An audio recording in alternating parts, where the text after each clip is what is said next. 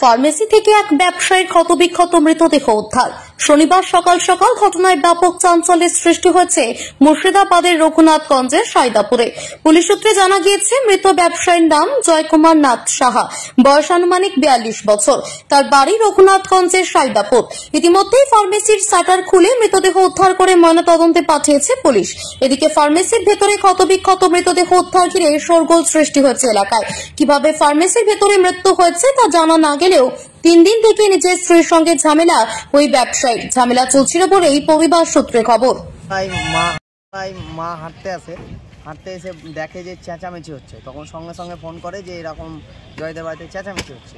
তখন বাড়ি থেকে ছুটে এসে দেখি যে মানে রক্তাক্ত অবস্থায় পড়ে আছে, সেই ওর যেখানে রান্নাঘর সেই জায়গাটায় পড়ে আছে। সবাই ওর বউ কাঁদা করছে এবং সব লোক ছুটে আসছে। আমরা সবকে খবর দিই যে এরকম পড়ে গেছে, মারা গেছে। তো তারপরে আমরা ওখান থেকে বডিটা সাইড করি, তো দেখি যে মাথা পুরো ফ্যাটলে গেছে এবং বুকে আঘাত রয়েছে, আঁচড়ানোর দাগ রয়েছে এবং থুতনি কেটে রয়েছে। কি মনে হচ্ছে? এখন পর্যন্ত তো বুঝতে পারছি না।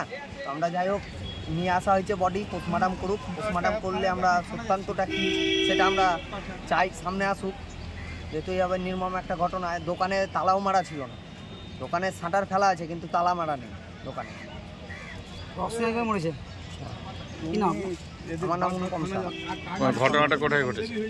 ঘটনাটা কটায় ঘটেছে সেটা তো বলতে পারবো না। কোথায় ঘটেছে? বাড়িতেই, কোন জায়গা? দোকানের পেছে। জায়গাটার নাম কি? সন্মতিনগর। আমার নাম অনুপম সাহা।